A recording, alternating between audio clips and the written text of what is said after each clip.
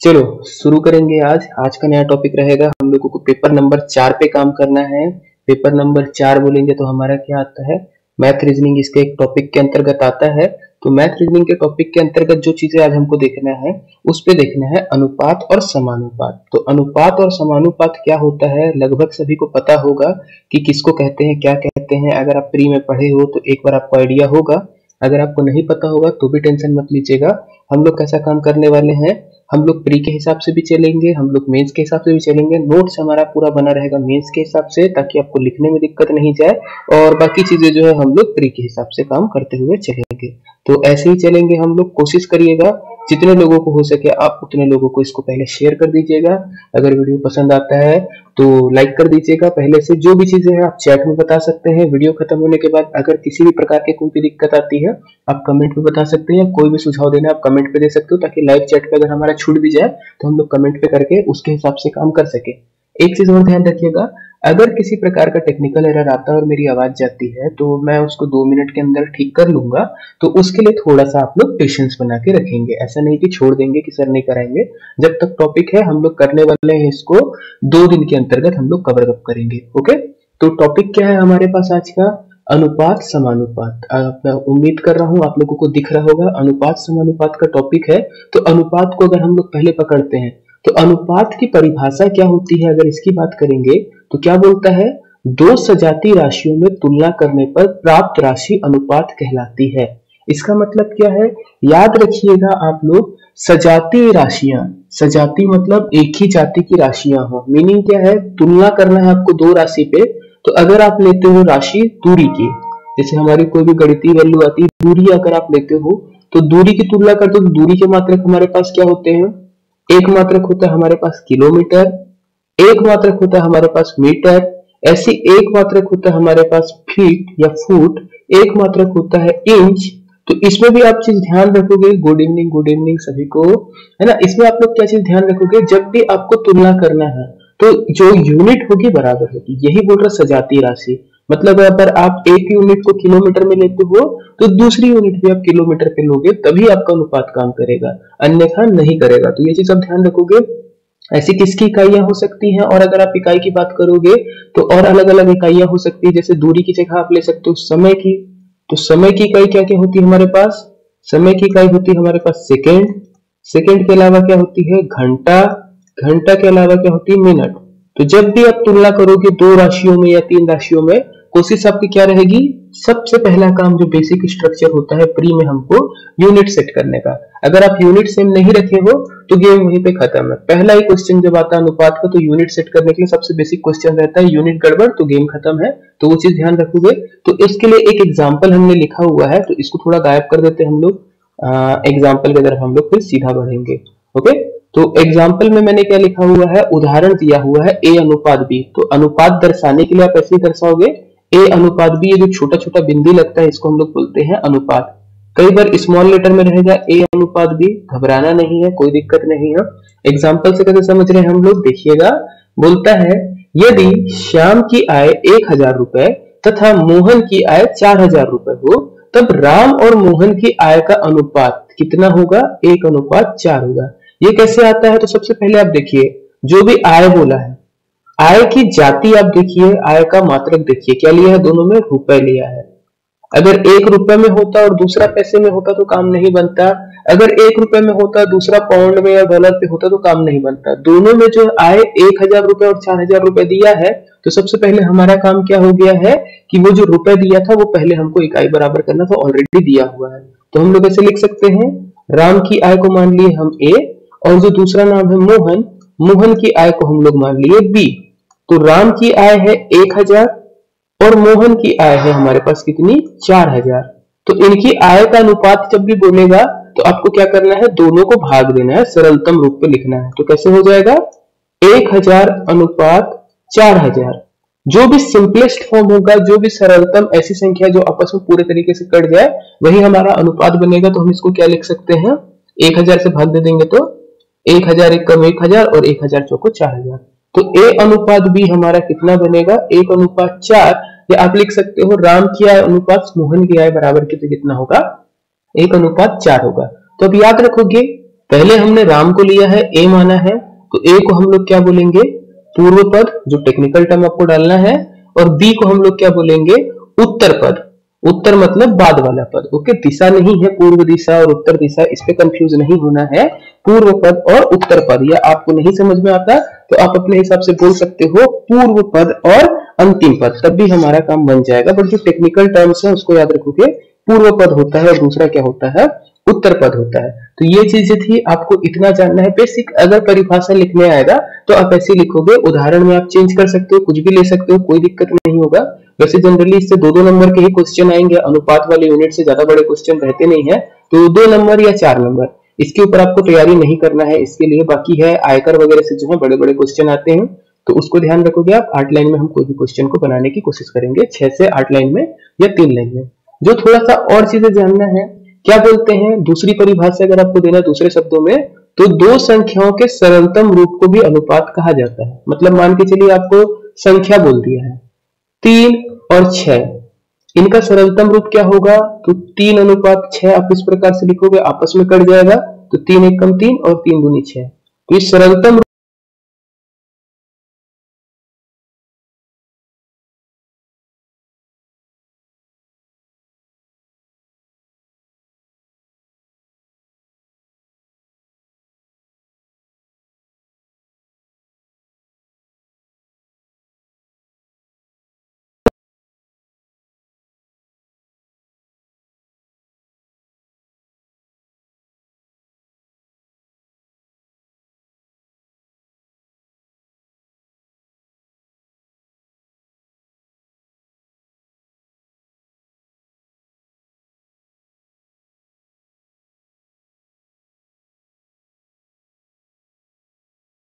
Okay, तो मेरी आवाज थोड़ा देर के लिए गई थी, बट मैंने उसको ठीक कर लिया है।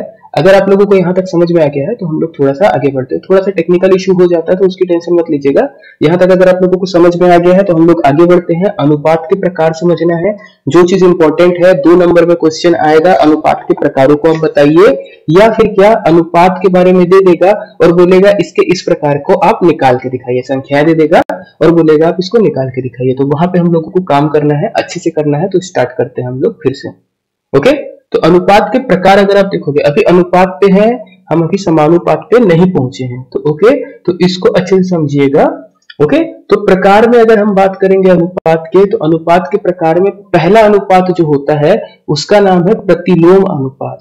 प्रतिलोम अनुपात को इंग्लिश में क्या बोलते हैं, इनवर्स या रेसिप्रोकल रेशियो। याद रखोगे, जब मेंस पे लिखोगे आप तो केवल देवनागरी लिपि यूज करना है। अभी हम इंग्लिश नाम क्यों लिख रहे हैं, क्योंकि कई बार क्या होता है, प्री में जब क्वेश्चन आता है, डायरेक्ट क्वेश्चन आएगा, कोई भी संख्या दी रहेगी 1:2 बोलेगा इसका प्रतिलोम अनुपात निकाल के देखो। तो प्रतिलोम में थोड़ा सा इंसान कंफ्यूज होता है, तो इंग्लिश नाम भी आप याद रखोगे, क्या है, इनवर्स या रेसिप्रोकल रेशियो। लिखने के लिए सभी की परिभाषा हम लोग ऐसे लिखेंगे।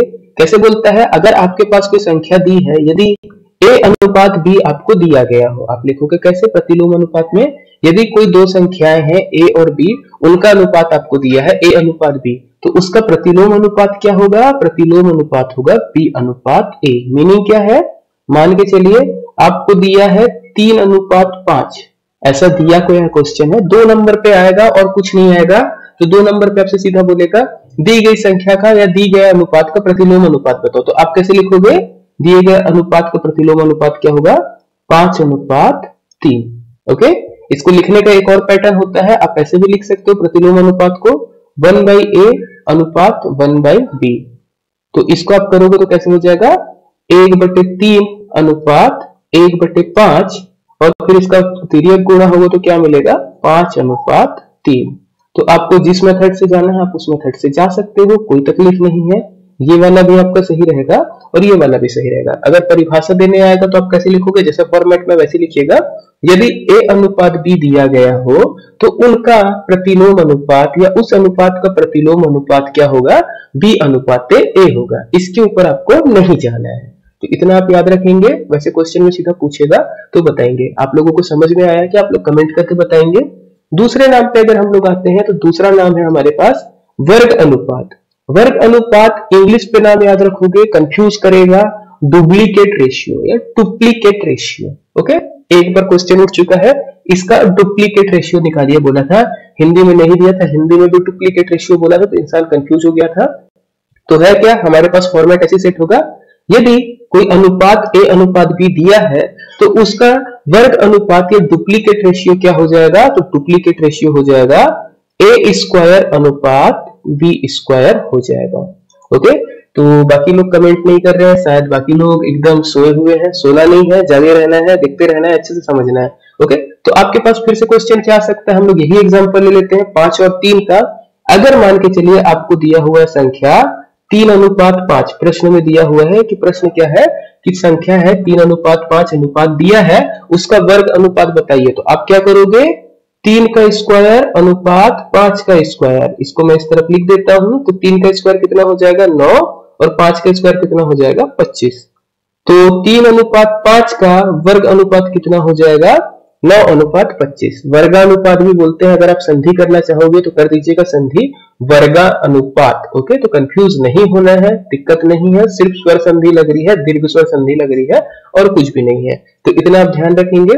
आगे बढ़ते हैं घन अनुपात। तो घन अनुपात पे अगर हम लोग बात करेंगे तो घन अनुपात का इंग्लिश नाम आप याद रखोगे, जैसे वर्ग था तो डुप्लीकेट बोला है, तो घन का क्या बोलता है, ट्रिप्लीकेट। क्या बोलता है, ट्रिप्लीकेट रेशियो। ओके, तो ट्रिप्लीकेट रेशियो भी हम लोग कैसे सेट करेंगे, क्वेश्चन में स्टेटमेंट कैसे लिखेंगे, यदि ए अनुपात बी दिया गया हो। एक बार में अब सारी चीजें क्लियर हो जाएंगी, आपको दिक्कत नहीं लगेगा। यदि ए अनुपात बी दिया हो तो उसका घन अनुपात कितना होगा, ए क्यूब अनुपात पी क्यूब। इसको भी अगर आप 5:3 के एग्जांपल से समझना चाहते हो तो समझ सकते हो। तो कैसे हो जाएगा, मान के चलिए ए अनुपात भी आपको दिया है 3:5, तो घनानुपात कितना हो जाएगा 3 का क्यूब अनुपात 5 का क्यूब। तो 3 का क्यूब सबको याद होगा कितना होता है 27 और 5 का क्यूब कितना होता है 125। तो 27:125 हो जाएगा। गुड इवनिंग सभी को, ईश्वर जी। ओके, यहां तक आप करेंगे, आराम से बन जाएगा। तो जैसे वर्ग बोला तो जो भी अनुपात दिया है उन संख्याओं का आप अलग से वर्ग निकाल दीजिए। घन बोला है तो जो भी संख्या दिया है उनका आप क्या कर दोगे, अलग से घन निकाल दोगे। तो मेरे ख्याल से आप लोग अब वर्गमूलानुपात आपको आराम से बन जाएगा। आप लोग गेस करके कमेंट में बताएंगे वर्गमूलानुपात या वर्गमूल अनुपात क्या होगा। इसका इंग्लिश नाम मैं लिख देता हूं, तब तक क्या हो जाएगा, सब लग जाएगा, सब डुप्लीकेट रेशियो। तो सब डुप्लीकेट रेशियो कैसे होगा, तो संख्या दी रहेगी ए अनुपात बी, आपके पास दिया रहेगा प्रश्न में ए अनुपात बी दिया रहेगा, तो इसका वर्गमूलानुपात क्या बनेगा, वर्गमूलानुपात बनेगा रूट ए अनुपात रूट बी। संख्याओं का क्या करना पड़ेगा, वर्गमूल निकालना पड़ेगा। तो सेम आप कर सकते हो, तो कोई भी एक संख्या आप ले लीजिएगा, उससे आपको बन जाएगा। जैसे मान के चलिए दिया है 25:64, आपको दिया है 25:64 क्वेश्चन में, और बोलता है इसका वर्गमूल अनुपात निकालिए। तो क्या हो जाएगा रूट 25 अनुपात रूट 64। तो वर्गमूल कर दीजिएगा, 25 का करेंगे तो कितना मिलेगा 5 और 64 का करेंगे तो 8। तो 5:8 ये हो जाएगा हमारा वर्गमूल अनुपात। याद रखेंगे, ऐसे क्वेश्चन आ जाएंगे 2 नंबर पे, उस समय आपको बेसिक थ्योरी नहीं पता है कि वर्गमूल अनुपात किसे कहते हैं या घनानुपात किसे कहते हैं, तो वहां पे आप कंफ्यूज हो जाओगे। और फिर वो जो 2 नंबर फ्री का मिलने वाला है, अभी एकदम इजी है, कई लोगों को लग रहा होगा अरे सर बोर कर रहे हैं, अभी एकदम इजी चल रहे हैं, बट वो वहां पे आप कंफ्यूज हो जाओगे और वो गड़बड़ कर देगा। तो बचना है, प्री में भी आ गया, मेंस में भी आ गया, बच के चलना है। वहां पे कंफ्यूजन क्या हो जाती है ना, कि पूरा ऐसे तो नहीं था रूट ओवर ए अनुपात बी, यहीं पे पूरी गेम खत्म हो जाएगा। तो उससे बच के चलिएगा। आगे बढ़ते हैं हम लोग। घनमूल अनुपात, कई लोगों का मैथ थोड़ा कमजोर रहता है तो उनको ये सारी चीजें सॉल्व करने में दिक्कत जाती है, तो एकदम आराम से चलेंगे हम लोग, जितना स्लो पेस पे चल सकते हो उतना स्लो पेस पे। घनमूल अनुपात, इसको भी आप क्या बोल सकते हो, इस पे आप सब डुप्लीकेट की जगह क्या आ जाएगा, सब, SUB सब, और क्या हो जाएगा ट्रिप्लीकेट। तो सब ट्रिप्लीकेट रेशियो की अगर हम लोग बात करेंगे तो कैसे रहेगा, अगर अनुपात हमको दिया है A अनुपात P में, तो इनका घनमूल अनुपात क्या होगा, घनमूल A का अनुपात घनमूल P का। तो इसके लिए एक एग्जांपल हम लोग कैसे समझ सकते हैं, प्रश्न को कैसे समझ सकते हैं। मान के चलिए दिया है हमारे पास संख्या 27 अनुपात हमारे पास है, हम कर लेते हैं 125। तो इसका घनमूल अनुपात आपको कैसे मिलेगा, तो 27 का क्यूब और हमारा 125 का क्यूब रूट, इस प्रकार से मिलेगा। तो 27 का करेंगे तो 3 आ जाएगा और 125 का 5 आ जाएगा। तो यहां तक अगर आप लोगों को क्लियर है तो बढ़िया है। जो आखिरी है संयोजित अनुपात, ये बस थोड़ा सा कंफ्यूजिंग होता है, तो संयोजित अनुपात के पहले मैं ये सारी चीजें मिटा देता हूं। आप लोग इसका स्क्रीनशॉट लेना चाहो तो ले सकते हो यहां तक का, फिर 1 मिनट देके मैं इसको मिटाता हूं।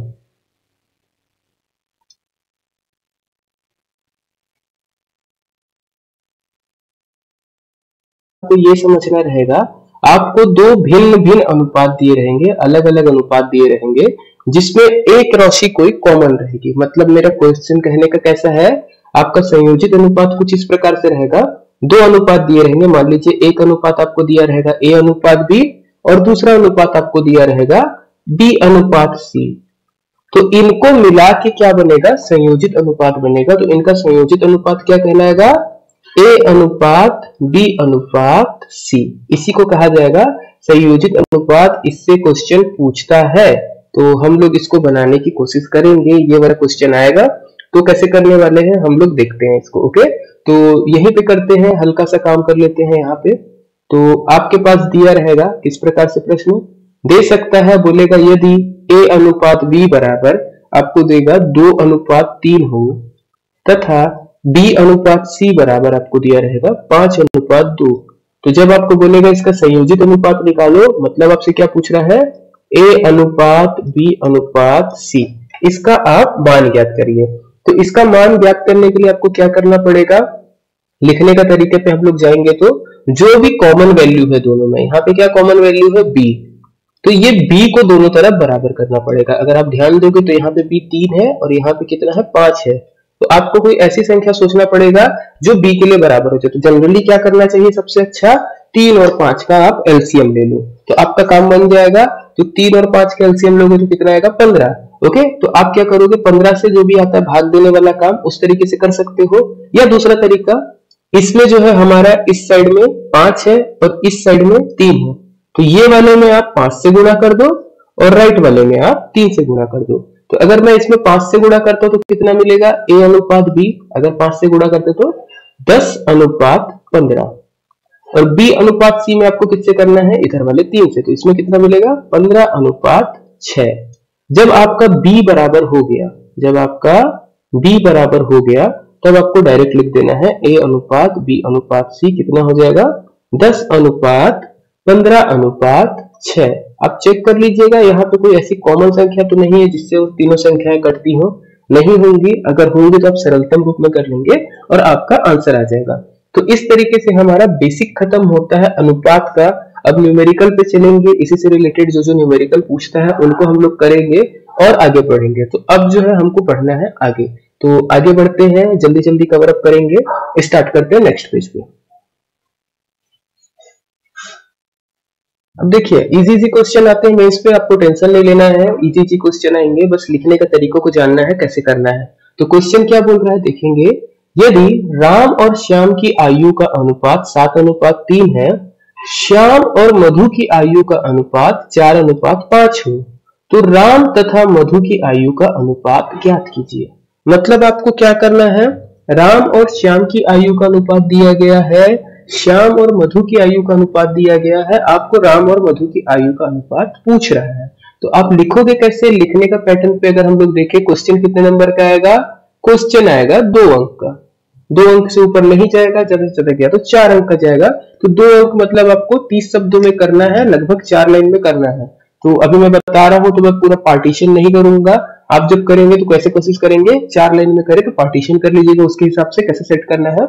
आप कैसे लिखोगे, दिया है आप ऐसे लिख सकते हो, राम अनुपात श्याम, कितना दिया है, राम अनुपात श्याम हमारे पास 7 अनुपात 3 तथा श्याम अनुपात मधु कितना दिया हुआ है 4 अनुपात 5। ओके, तो अगर आप देखोगे मैं राम को a मानता हूं, श्याम को b मानता हूं, तो a अनुपात b हमारे पास है 7 अनुपात 3, और श्याम को b माने थे और मधु को हम c मान लेंगे, तो कितना है 4 अनुपात 5। हमसे पूछ क्या रहा है, हमको ज्ञात क्या करना है, आप वो भी लिख सकते हो। ज्ञात करना क्या है हमें, तो हमें ज्ञात करना है राम अनुपात मधु, राम अनुपात मधु या A अनुपात C हमें ज्ञात करना है, इसके बारे में हमें ज्ञात करना है। ये कब तक नहीं हो पाएगा, जब तक हम संयोजित अनुपात ना निकाल लें। तो हमें इन दोनों अनुपात का संयोजित अनुपात ज्ञात करना पड़ेगा। ओके, तो आप ये कैसे लिखोगे, तो लिखोगे इसको आप दे सकते हो इक्वेशन 1 और इसको दे सकते हो आप इक्वेशन नंबर 2। इस प्रकार से आप चाहो तो लिख सकते हो। तो इसमें आप लिखोगे दोनों अनुपातों का संयोजित अनुपात ज्ञात करने पर या संयोजित अनुपात निकालने पर, मैंने पूरी लाइन नहीं लिख रहा हूं मैं, है ना। आप कैसे लिखोगे, दोनों अनुपातों का संयोजित अनुपात निकालने पर। अब निकालने के लिए क्या करना पड़ेगा, निकालने के लिए समीकरण 1 में, जो हमारा समीकरण 1 है, समीकरण 1 में आपको किससे गुणा करना पड़ेगा। देखो जो समीकरण 2 में b की वैल्यू है कितनी है 4, तो 4 से गुणा, और समीकरण 2 में आप ऐसे लिख सकते हो पूरी लाइन, समीकरण 2 में किससे करना पड़ेगा 3 से गुणा। ओके, 3 से गुणा करने पे आप चाहो तो इतनी बड़ी लाइन लिखो जो चीजें आपको समझनी है, या आप सीधा लिखोगे यहाँ पे संयोजित अनुपात निकालने पर। अगर आपकी जगह कम पड़ती है तो आप संयोजित अनुपात भी निकालने पर लिख दोगे, तब भी आपका काम बनेगा, या ऐसा भी आप लिखोगे तो भी चलेगा, और मन कर रहा है तो दोनों लिखो, कोई दिक्कत नहीं है। तो समीकरण 1 पे हमको 4 से गुणा करना है, तो कितना बन जाएगा हमारा a अनुपात b, 7 चौको 28 और 3 चौको 12, और हमारा b अनुपात c हमारा कितना हो जाएगा, जब हम इस पे किससे गुणा करते हैं 3 से करते तो 4 तिया 12 और 5 तिया 15। तब अब हम यहां से संयोजित अनुपात निकाल सकते हैं, a अनुपात b अनुपात c 28 अनुपात 12 अनुपात 15। तो अब चेक कर लीजिएगा 28, 12 और 15 में कोई संख्या कट रही है क्या, नहीं कटेगी, कोई दिक्कत नहीं है। हमको चाहिए क्या था, राम अनुपात मधु, प्रश्नानुसार a अनुपात c का मान चाहिए, तो a की वैल्यू रखे 28 और c की वैल्यू रखे 15। लास्ट काम आपको क्या करना है, जब आप 28 और 15 ऐसे निकालते हो, जरूर चेक करोगे कि ये दोनों आपस में कहीं तो कट नहीं रहे हैं। अगर नहीं कट रहे हैं तो डायरेक्ट आप आंसर क्या लिखोगे, अतः, इस प्रकार से, अतः राम व मधु की आयु का अनुपात कितना है, तो सीधा सीधा आप लिख दोगे वायु का अनुपात 28 अनुपात 15 है, यह 15 होगा। आपको जो लगता है अपनी भाषा पे लिखेंगे, पैटर्न ऐसे ही रखेंगे, कोशिश करेंगे। अगर देखिए अगर आप 2 सेक्शन में बना देते तो आपका काम बन जाएगा। एक चीज ध्यान रखेंगे, तो आप इस प्रकार से लिख सकते हैं राम अनुपात श्याम, तो यहाँ पे लिख दीजिएगा माना राम की आयु को हम a मानते हैं तो श्याम की b को, ऐसी मधु की c। अगर आप चाहो तो ऐसे लिख सकते हो, या a b c वाला कचड़ा नहीं करना है तो आप राम श्याम और मधु भी कर सकते हैं, कोई तकलीफ नहीं होने वाली है। आंसर चेक करने वाले को उसको फर्क नहीं पड़ता कि आपने a b c में डाला है या नहीं, अगर आप डायरेक्ट भी लिखते हो तो काम बन जाएगा। तो ये हो गया हमारा एक पैटर्न। याद रखेंगे जब हम लोग प्रीलिमिनरी में एक संयोजित अनुपात निकालने का तरीका सीखे थे, कैसे था, इसको यहाँ पे अगर हम लोग शॉर्ट में देखें, इस प्रकार से हम लोग लिखते थे a अनुपात b अनुपात c। हम लोग क्या करते थे, a अनुपात b की वैल्यू रख दिए 7 अनुपात 3, फिर c के लिए दिए तो 3 रख देते थे। ऐसे b अनुपात c 4 अनुपात 5 था, तो यहाँ पे क्या रख देते थे हम लोग 4 रख देते थे। फिर ऊपर नीचे क्या करते थे, गुणा करते थे, तो 5 तिया 15, 3 चौको 12 और 7 चौको 28। ये हमारा शॉर्ट मेथड था। आप लोग अनुपात पढ़े होंगे तो आपको आइडिया होगा, अगर आप लोग देखे होंगे पुराना वीडियो अनुपात वगैरह का तो इस चीज का आइडिया होगा। मेंस में ये वाला पैटर्न मत यूज करना, क्योंकि क्या है देखो 2 लाइन में खत्म हो गया, आप क्या किए हो उसको वहां पे समझा नहीं पाओगे। इस पे आप समझा पा रहे हो कि हमने 4 का गुणा कर रहे हैं और 3 का गुणा कर रहे हैं, जिससे हमारी मध्य की वैल्यू बराबर हो जा रही है। मेंस लिखने का सबसे अच्छा तरीका क्या है, आप कॉपी जांच करने वाले को ये सोचो कि वो कोई छोटा बच्चा है और आपकी कॉपी लिख के वो उस चीज को समझ जाए। तो अगर आप उस चीज को समझा दे रहे हो सामने वाले को, तो आपका काम बिल्कुल अच्छे से बन जाएगा, तो अपना काम वहां पे खत्म हो जाएगा और हम लोग बहुत अच्छे से नंबर गेन कर सकते हैं। आगे बढ़ेंगे, नेक्स्ट क्वेश्चन पे आते हैं, देखते हैं नेक्स्ट हमारे पास नेक्स्ट स्लाइड पे क्या है। नेक्स्ट स्लाइड पे एक क्वेश्चन दे रहा है, राम मोहन तथा श्याम कुछ रुपए 11 अनुपात 13 अनुपात 17 के अनुपात में बांटे गए हैं। ठीक है, राम मोहन तथा श्याम में कुछ रुपए 11 अनुपात 13 अनुपात 17 के अनुपात में बांटे गए हैं। यदि राम को 451 रुपए मिले तो बताइए कि श्याम और मोहन को कितने कितने रुपए मिले हैं, और साथ ही सभी को कुल कितने रुपए बांटे गए हैं। ओके, तो इसको हम लोगों को करना है, तो कैसे करेंगे इसको देखते हैं। प्री का क्वेश्चन तो बहुत इजी है, व्यापक में वाले क्वेश्चन पूछे जाते हैं, अभी मेंस स्टाइल पे लिखना है। तो आप सबसे पहले क्या लिखोगे, माना कि, ऐसे लिख दीजिएगा, माना कि राम को ए ऐसे आप लिख सकते हो, या अभी हम लोग उसको नहीं लिखते, हम लोग सीधा लिख देते हैं, सीधा सीधा इस प्रकार से। जल्दी ABC लिखने से केवल ये हो जाता है कि हमारा काम इजी हो जाता है, लिखना कम पड़ता है। दिया है इस प्रकार से आप लिख दीजिएगा, राम अनुपात मोहन अनुपात श्याम कितना है, 11:13:17। ओके, इस प्रकार से आप लिखोगे। इसके बाद आप क्या लिखोगे, यहां पे आगे माना कि जो हम लोग करते हैं x मानते हैं, जब हम प्री में काम करते हैं 11x 13x और 17x करते हैं, तो वही सारा बैकग्राउंड पे मैं उसका कुछ नहीं कर सकता, मॉस्क्यू है पास में, उनके अजान का टाइम है, तो 1 मिनट लगेगा, वो कवर अप हो जाएगा, कोई दिक्कत नहीं है, ज्यादा देर नहीं होता अजान।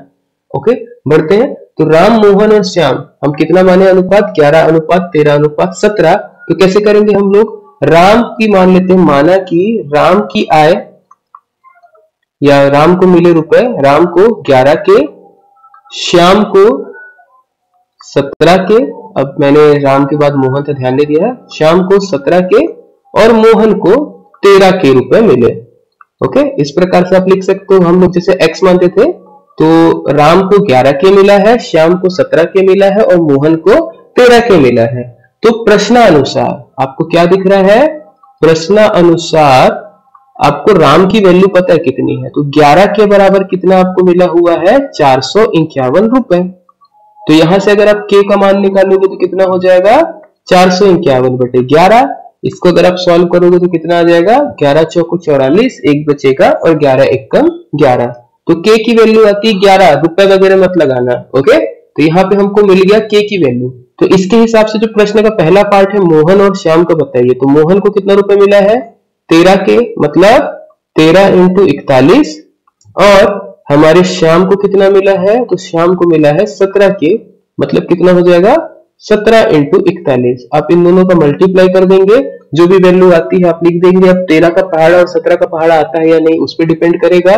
तो 13 एकम 13, 13 चौको 52 और 1 53, 533 रुपए मोहन को मिलेगा, और 17 एकम 17, 17 चौको 68, 68 और 1 69, 697 रुपए हमारा श्याम को मिलेगा। तो जो क्वेश्चन का पहला पार्ट था कि मोहन और श्याम को कितने रुपए मिले, वो हमारा काम बन गया है। और पूछ क्या रहा है सेकंड पार्ट में, कि सभी को कुल कितने रुपए बांटे गए हैं। तो सभी को कुल कितने रुपए बांटे गए हैं, तो सभी का योग निकाल लीजिएगा। सभी को बांटे गए रुपए ऐसे लिखोगे आप, सभी को बांटे गए रुपए। इसको कैसे करोगे, सभी को बांटे गए रुपए, तो हर एक चीज आपको बताना है, राम प्लस श्याम प्लस मोहन। आप डायरेक्ट जोड़ मत देना, नहीं तो गया, गेम खत्म है ना, आधा नंबर काट लेगा आपका। तो राम प्लस श्याम प्लस मोहन मतलब 451 प्लस 533 प्लस 697। आप इसको जोड़ देंगे, जो भी योग आएगा वो होगा आपका आंसर। आप इसको चेक कर लीजिएगा कितना आता है। तो एक काम करते जोड़ी देते हैं, 7 3 10 1 11, 9 1 10, 10 3 13, 13 5 18, और 4 1 5, 5 10 और 10 6 16, तो 1681 रुपए। आप आंसर कैसे लिखोगे, अतः ऐसे लिखेंगे, मोहन को कितना 533, श्याम को 697 तथा सभी को कुल 1681 रुपए मिले। ओके, आपके आंसर लिखने का फॉर्मेट किस प्रकार से रहना चाहिए, आपके आंसर लिखने का फॉर्मेट उसी प्रकार से रहना चाहिए जिस प्रकार से क्वेश्चन में पूछा है। कैसे पूछा था, श्याम और मोहन को कितने कितने रुपए मिले, तो श्याम और मोहन को आप लिख सकते हो 533 और 697 रुपए मिले, तथा इन सभी को कुल मिलाकर कितने रुपए बांटे गए, तो 1681। मतलब जैसे आपके ऊपर तीर मारा है वैसे ही आपको तीर वापस उसके ऊपर फेंकना है, आपका काम बन जाएगा। मेरी बात अगर क्लियर हो गई तो आप लोग बता सकते हो। हम लोग नेक्स्ट क्वेश्चन पे बढ़ते हैं। नेक्स्ट क्वेश्चन आप लोग भी सॉल्व करना, साथ में देखेंगे क्या है हमारे पास, शायद क्वेश्चन इजी हो जाएगा तो करते हैं। मेंस के क्वेश्चन ज्यादा कठिन नहीं रहते, मेंस के क्वेश्चन इजी रहते हैं, आराम से बन जाते हैं। ये वाला क्वेश्चन लगभग 4 नंबर पे आएगा, आप ये चीज ध्यान रखोगे। तो 4 नंबर मतलब थोड़ा सा बड़ा क्वेश्चन होगा, 8 लाइन के अंदर आप बना सकते हो। 4 अंक का क्वेश्चन है। क्या बोल रहा है, एक व्यापार में व्यापारी ए और बी की पूंजी का अनुपात 3:2 है, ए और सी की पूंजी का अनुपात 2:1 है। यदि व्यापार में कुल 1,78,100 रुपए का फायदा हुआ हो तो बताइए ए, बी और सी को कुल कितने रुपए प्राप्त हुए। तो आप लोग इसको ट्राई करिए, प्री के हिसाब से ही आप बनाइए, आंसर बताइए। हम लोग मेंस के हिसाब से करते हैं साथ। आप लोग प्री के हिसाब से सॉल्व करके आंसर देने की कोशिश करेंगे, क्योंकि मेंस के हिसाब से लिखना तो ठीक है, बट आंसर अगर नहीं आ रहा है तो थोड़ा सा गड़बड़ होते चलेगा। तो आंसर लाने की कोशिश करेंगे। मैं क्या करता हूँ, मैं बनाने की कोशिश करता हूँ कैसे कैसे करना है। तो अगर हम लोग हिंदी मीडियम वाले ये सब तो कैसे लिखेंगे, दिया है, इंग्लिश मीडियम वाले लिख देंगे गिवन क्या क्या दिया है, ए अनुपात बी बराबर 3:2, उसके बाद ए अनुपात सी बराबर 2:1 तथा लाभ या फायदा, अब जो भी लैंग्वेज में लिखा वही लैंग्वेज में लिखेंगे, 1,78,100 रुपए। इस प्रकार से तीन चीजें हमको दी हुई है। तो सबसे पहले हमको क्या काम करना पड़ेगा, संयोजित अनुपात निकालना पड़ेगा। तो लिखोगे संयोजित अनुपात निकालने पर, संयोजित अनुपात निकालने पर कैसे निकलेगा संयोजित अनुपात, तो इस पर कॉमन क्या है, ए वैल्यू कॉमन है। तो इसमें आपको किससे गुणा करना पड़ेगा, इस पे आपको करना पड़ेगा 2 से गुणा, और इसमें आपको किससे गुणा करना पड़ेगा 3 से। तो उस चीज को आप लिख दीजिएगा। तो हम लोग बनाते हैं ए अनुपात बी, कितना हो जाएगा यहाँ पे 3 दूनी 6, 6:4। ऐसी ए अनुपात सी कितना हो जाएगा, 3 से गुणा करना तो 3 दूनी 6, 6:3। तो अब हमको क्या मिलेगा, संयोजित अनुपात। कंफ्यूज नहीं होइएगा, जो चीज बीच में थी, मतलब जो चीज दोनों में है उसको आप बीच में डालोगे। बी अनुपात ए अनुपात सी कितना है, तो बी अनुपात ए अनुपात सी, तो 4, बी का पहले 4 रखोगे, ए का आप कितना रखोगे 6, और सी का रखोगे 3। तो बी अनुपात ए अनुपात सी 4:6:3 मिलता है। तब आप यहाँ पे लिख सकते हो, अतः ए बी सी, ऐसे ए बी सी का संयोजित अनुपात कितना मिलेगा आपको, संयोजित अनुपात उसको लिख दीजिएगा ए अनुपात बी अनुपात सी। जैसे हम लोग लाइन बदलेंगे वैसे बदलेंगे। तो ए की जगह क्या था, ए के नीचे 6, बी के नीचे 4 और सी के नीचे 3। पहला पार्ट यहां तक क्लियर होता है हमारा। हमने क्या किया, संयोजित अनुपात निकाला है। तो ये जो तीनों पैसा लगाए हैं, ए अगर 6 रुपए लगाता है तो बी 4 रुपए लगाएगा, और सी कितना लगाएगा 3 रुपए। तो अभी इन तीनों को क्या मिला है, हमारे पास संयोजित अनुपात मिला है। ओके, फिर यहां से हमको क्या करना है, आगे बढ़ना है। यहीं पे बढ़ते हैं आगे।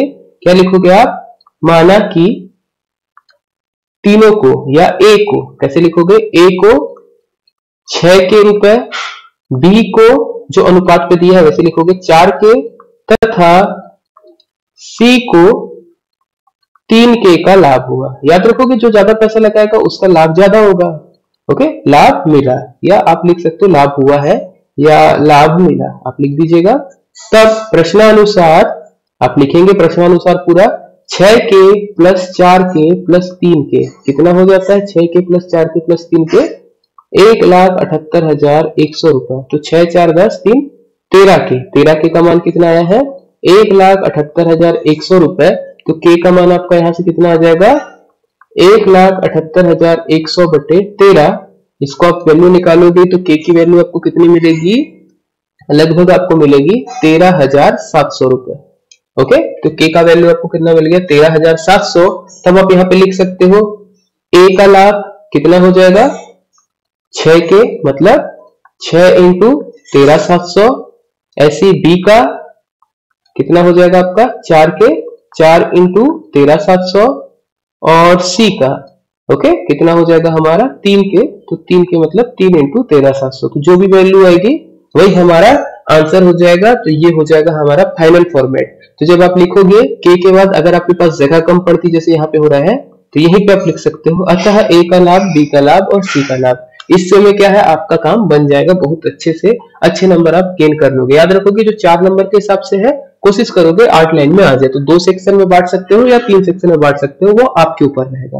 ओके, तो हम लोग बढ़ते हैं नेक्स्ट क्वेश्चन पे। यहाँ तक अगर आप लोगों का क्लियर है तो आप लोग बता सकते। समानुपात की अगर आपको परिभाषा देना है तो समानुपात की परिभाषा क्या होती है, जब 2 अनुपात समान हो तो उन्हें समानुपात कहा जाता है। ओके, कैसे आप लिखोगे, मान के चलिए आपके पास दिया हुआ है, जैसे प्रश्न में मैंने यहाँ पे टाइप कर दिया है, यदि a अनुपात b जो भी है बराबर होता है c अनुपात d के, तो यहाँ पे आपको क्या कहा जाएगा, इसको हम लोग बोलेंगे समानुपात है। मीनिंग क्या है, मान के चलिए आपके पास दिया है 1:2 और 1 आपको दिया है 2:4। मैं 1 को बोलता हूं A, 2 को बोलता हूं B, फिर 2 को बोलता हूं C और इसको बोलता हूं D।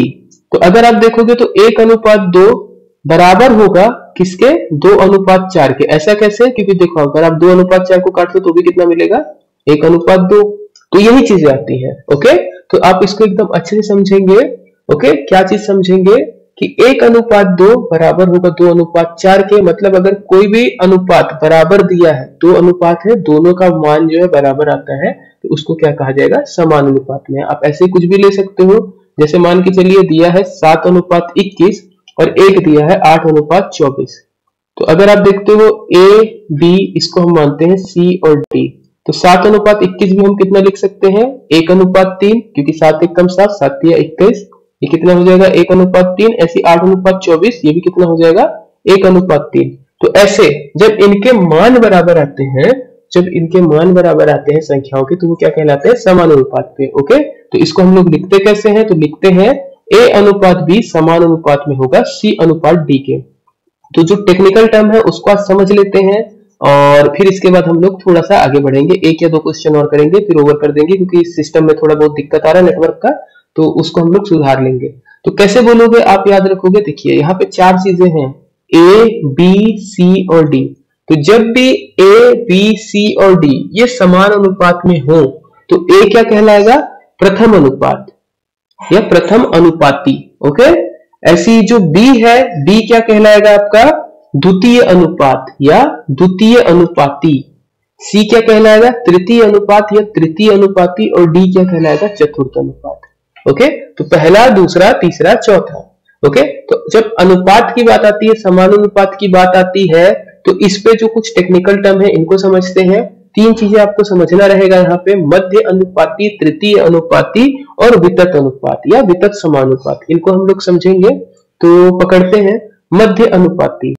मध्य अनुपाती क्या होता है, तो मध्य अनुपाती होगा, आपको मान के चलिए लिखा रहेगा प्रश्न में, A, B तथा C समान अनुपात में है, तब मध्य अनुपाती आपको दर्शाना है। तो कैसे लिखोगे, समान अनुपात में मतलब बोला है तो A:B बराबर होगा किसके, B:C के। याद रखोगे, समानुपात में ऐसे डबल वाला चिन्ह दिखाते हैं, इसका मीनिंग भी होता है बराबर है। ओके, पर समानुपात में हम लोग कैसे लिखते हैं, A:B बराबर है B:C के। तो इसका एक एग्जांपल मिल रहा है हमारे पास, कैसा, 4:8 समानुपात में है किसके, 8:16 के। आप मध्यानुपाती किसको बोलोगे, 8 को। मध्यानुपाती आपको निकालना पड़ेगा। मध्यानुपाती क्या होगा हमारा, 8 होगा। ओके, तो इसके लिए एक चीज बनती है, जो चीज आपको समझना है मध्यानुपाती के लिए जो बनेगा, आप इसको कैसे लिख सकते हो, A:B बराबर है B:C के। तो यहां से अगर आप B की वैल्यू निकालोगे तिर्यक गुणा करके, तो क्या मिलेगा, B² बराबर AC, या B बराबर आपको क्या मिलेगा, √AC। तो यही चीज बार बार पूछेगा आपसे। 3 संख्या देगा, याद रखोगे, 3 संख्या देगा या कोई 2 संख्या देगा और बोलेगा बीच में x है, और आपको बोलेगा कि इसका मध्यानुपाती बताइए। लिख देगा 4 और 20 का मध्यानुपाती बताइए। तो 4 और 20 का मध्यानुपाती बताइए, मतलब आपको A की वैल्यू दिया है 4, C की वैल्यू दिया है 20, आपसे पूछ रहा है B की वैल्यू। तो B की वैल्यू कैसे निकलेगी, √AC, मतलब 20 × 4, उसका आपको रूट में गुणा करना पड़ेगा या उसका वर्गमूल निकालना पड़ेगा। ये चीज होती है मध्यानुपाती। मेरे ख्याल से ये चीज क्लियर हो गई होगी। ये टेक्निकल टर्म है, ये चीज आपको जानना है। ऐसे तृतीय अनुपाती की बात आती है तो सेम चीज आपको करना है तृतीय अनुपाती के लिए। तृतीय अनुपाती में भी जैसे बोलता है, यदि A, B और C समान अनुपात में हो, यदि A, B और C समान अनुपात में हो, तो आप कैसे लिखोगे, फिर से A:B समान अनुपात में है किसके, B:C के। तृतीय अनुपाती मतलब आपको किसकी वैल्यू निकालना रहेगा, C की वैल्यू यहां से निकालना रहेगा। तो कैसे करोगे आप, फिर से वही वाला चीज, A:B बराबर होगा किसके, B/C के। तिर्यक गुणा करोगे तो क्या मिलेगा, यहां से B² बराबर AC, और आपको चाहिए किसकी वैल्यू, C की। तो C की वैल्यू क्या होगी, B²/A। तो ये 2 चीज आप याद रखोगे। ये 2 चीज आपको डायरेक्ट पूछेगा, आपको डायरेक्ट नंबर देगा। अगर तृतीय अनुपाती बोलता है तो आपको ऐसे करना है, और मध्य अनुपाती बोलता है तो आपको वो फॉर्मूला लगाना है। ओके, तो ये चीज आप याद रखोगे। फिर आते हैं, बात करते हैं हम लोग वितत अनुपात या सतत अनुपात की। तो कैसे दिया रहेगा, लिखा रहेगा यदि A B C D E ऐसे जाएगा, एफ जी जितना उसको जाना है वितत अनुपात में हो। इसका मीनिंग क्या होता है, तो इसका मीनिंग होता है ए बटे बी बराबर होगा बी बटे सी बराबर होगा सी बटे डी बराबर होगा डी बटे ई, ऐसा। ओके, और जितना है आगे ई बटे एफ, एफ बटे जी, आपको जितना जाना है, मतलब अंश बटे हर, अंश बटे हर, अंश बटे हर, ऐसा जाएगा। इसको क्या कहा जाएगा, वितत अनुपात पे। तो थोड़ा बहुत ऑडियो का दिक्कत हो रहा है तो हम लोग आज इसको यहीं पे ओवरअप करते हैं। जब भी हम लोग नेक्स्ट क्लास में करेंगे तो इसके क्वेश्चन बनाएंगे, कल ही कर लेंगे इसकी क्लास को हम लोग, अगर ज्यादा पॉसिबल रहा तो कल 7 बजे शुरू करेंगे। आप लोग बताओगे कि ये वाला बैकग्राउंड ठीक है क्या, क्योंकि लंबा देखने के लिए ग्रीन बोर्ड सबसे बेस्ट रहता है, ग्रीन और व्हाइट का बैकग्राउंड। इसके अलावा अगर आपको कोई चीज लगती है तो आप उसको बता सकते हो कैसे बैकग्राउंड में जोड़ना है, और हम लोग फिर इसके आगे बढ़ेंगे। कल कोशिश करेंगे कल अनुपात तो जो है पूरा कंप्लीट कर दे। आप लोग कितना लंबा लेक्चर चाहते हो ये भी बता दीजिएगा, 1 घंटा काफी है या 2 घंटा कर सकते हैं या 3 घंटा कर सकते हैं, उसके हिसाब से हम लोग क्या कंटेंट अपना डिलीवर कर देंगे। तो ये चीज आप लोग कमेंट पे डाल दीजिएगा।